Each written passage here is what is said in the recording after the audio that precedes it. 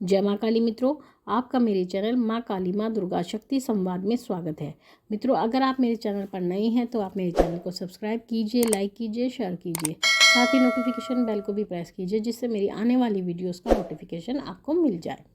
देखिए मित्रों, आज का जो विषय है वो विषय मेरे सब्सक्राइबर ने एक प्रश्न किया है और जो उन्होंने प्रश्न किया है उसके बारे में पहले से ही वीडियो बनाने की सोच रही थी। काफ़ी दिन से सोच रही थी कि बच्चों को कुछ ना कुछ ऐसी जानकारी दी जाए जिससे कि उनकी जो कहते हैं संदेह है वो दूर हो जाए। तो सब्सक्राइबर ने जो प्रश्न किया है मेरे वो ये है, इस प्रश्न है मोहित वर्मा जी का। इन्होंने कहा है, माँ आपने बताया कि दीपक इष्ट देव के का जलाना चाहिए, लेकिन मंदिर में भोग कैसे लगाएं जो इष्ट देवता के साथ सभी देवताओं को लग जाए। देखिए, बहुत अच्छा प्रश्न इन्होंने किया है। जैसा कि आप सभी जानते हैं कि दीपक जो प्रज्वलित किया जाता है, सबसे पहला जो दीपक प्रज्वलित किया जाता है वो इष्ट देव का ही किया जाता है। यानी जो आपके इष्ट देव हैं उनका ही दीपक प्रज्वलित आपको करना होता है। बाकी आपकी इच्छा है कि आप सहायक देवता का दीपक प्रज्वलित करना चाहें तो कर सकते हैं। और इसको लेकर के भी मैंने अभी वीडियो में बताया था, जिसमें मैंने बताया था कि जैसा सभी कहते हैं कि एक ही दीपक लगाना चाहिए, लेकिन मैं ऐसा नहीं मानती हूँ। क्योंकि अगर आपके सहायक देव अलग अलग हैं, जैसे कि आपके एक देव भोलेनाथ हैं और दूसरी माँ काली हैं, तो भोलेनाथ को देसी घी का दीपक लगाया जाता है और माँ काली को सरसों के तेल का दीपक लगाया जाता है।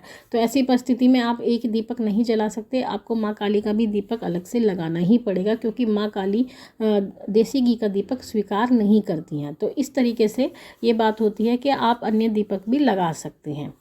तो जब दीपक आप लगा लेते हैं उसके बाद आप भोग रखते हैं। सभी भोग अर्पण करते हैं, अपनी सामर्थ्य के अनुसार अर्पण करते हैं। कोई व्यक्ति डेली कोई नैवेद्य लगाता है, नैवेद्य उसको बोलते हैं जो भोग होता है, यानी फल मिष्ठान आदि जो भी व्यंजन होता है उसको नैवेद्य बोला जाता है। तो वो नैवेद्य लगाते हैं भोग में।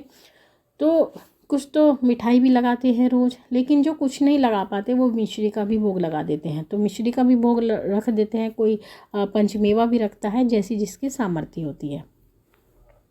तो जब हम भोग लेकर के जाते हैं और अपने घर के मंदिर में भोग रखते हैं तो वो भोग किसका होता है?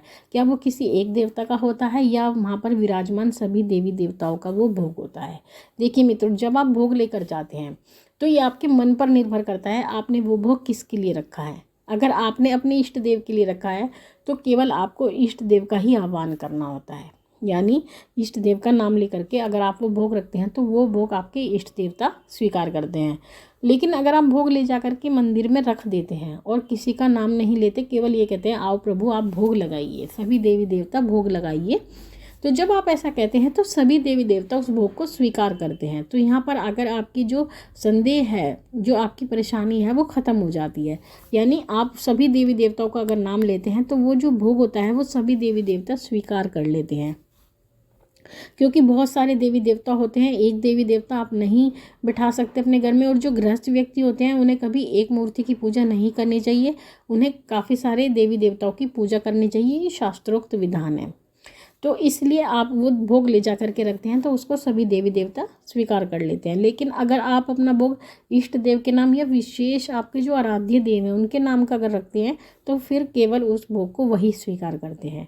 लेकिन जो सबसे उत्तम तरीका है, तो मैं ये मानती हूँ कि जो भोग आप लेकर जा रहे हैं अपने इष्ट देव को जो भोग दें वो आप मंदिर में दें तो ज़्यादा उचित रहेगा, क्योंकि वहाँ पर भोग जो है स्वीकार कर लिया जाता है देवता के द्वारा। मैं तो कोई भी भोग जो देती हूँ, जो विशेष भोग मुझे देना होता है वो मैं मंदिर में ही देती हूँ। बाकी जो सामान्य भोग होता है जो सभी देवी देवताओं के लिए होता है वो मैं अपने घर के मंदिर में देती हूँ। तो आपको भी यही करना है। आपको अगर कोई विशेष भोग देना है तो वो भोग आप मंदिर में जाकर दें, किसी भी मंदिर में। भोलेनाथ को देना चाहते हैं तो भोलेनाथ के मंदिर जाएँ, माँ काली को देना चाहती हैं तो माँ काली के जाएँ, माँ दुर्गा को देना चाहते हैं माँ दुर्गा को देकर आएँ। तो वो मंदिर में वो भोग आपका स्वीकार कर लिया जाता है और आपकी जो भोग आपके पास वापस ना आए। मैं सबसे उचित यही मानती हूँ, जो चीज़ कंज्यूम हो जाए, यानी जो चीज़ मैंने दे दी है ईश्वर को वो बस ईश्वर ही तक चली जाए, बस मेरे पास वापस ना आए, मैं उसको उचित मानती हूँ। बाकी आपकी अपनी अपनी इच्छा होती है, सब अपने अपने तरीके से चलते हैं, मैं ऐसा मानती हूँ।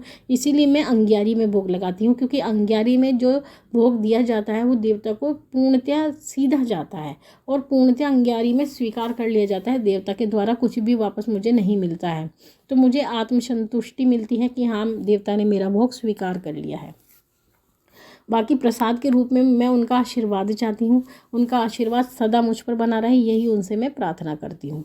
तो मित्रों, इस प्रकार से आपको भोग देना है। बाकी अगर उसके बाद भी अगर आपके मन में कोई जिज्ञासा रह जाती है तो आप मुझे व्हाट्सएप कर सकते हैं। मैं व्हाट्सएप पर आपका रिप्लाई कर दूंगी या फिर आपको कमेंट बॉक्स में ही आपको बता दूंगी। बाकी मेरे पास समय बहुत कम होता है रिप्लाई करने के लिए व्हाट्सएप पर, तो मैं कोशिश यही करती हूँ कि कमेंट्स में आपका रिप्लाई कर दूँ या फिर आपके प्रश्न आपने वीडियो में ज़रूर दूँ। अब प्रश्न लेते हैं। प्रश्न है रवि सिंह जी का। उन्होंने कहा है, जय माता दी माँ, क्या हम अपने घर में सरसों के तेल की अखंड ज्योत लगा सकते हैं? देखिए, अखंड ज्योत तो आप लगा सकते हैं, घर में लगाने में कोई परेशानी नहीं होती अखंड ज्योत लगाने की। लेकिन अखंड ज्योत सरसों के तेल की आपको किसकी लगानी है, ये भी आपको ध्यान रखना होगा। भैरव जी की लगानी है, माँ काली की लगानी है। तो ये रख करके, और आपको ये ध्यान रखना है कि अखंड ज्योत का कि वो शांत ना हो जाए, आपको उसका पूरा ध्यान रखना पड़ेगा, क्योंकि ज्योत का शांत होना हम अच्छा नहीं मानते। अगला प्रश्न है उत्तम राजपूत जी का। इन्होंने कहा है, क्या माँ क्या भगवती काली का दीपक तेल का जलाते हैं? कृपया जवाब दें, जय माता दी माँ। देखिए, भगवती महाकाली का दीपक तेल का ही लगाया जाता है। सरसों के तेल का दीपक माँ काली को लगाया जाता है। तो आप जब भी माँ काली को प्रसन्न करना चाहें तो उनके लिए केवल और केवल सरसों के तेल का ही दीपक लगाएं, किसी अन्य तेल का दीपक माँ को ना लगाएं। तो मित्रों, ये तो थी जानकारी। आपके प्रश्नों के उत्तर भी माँ भगवती से यही प्रार्थना करती हूँ कि वो आपके भंडारे भरती रहे, आपकी सभी मनोकामनाओं को वो पूर्ण करती रहे। आपसे फिर मिलूंगी अपनी अगली वीडियो में। तब तक के लिए जय महाकाली, जय महाकाल।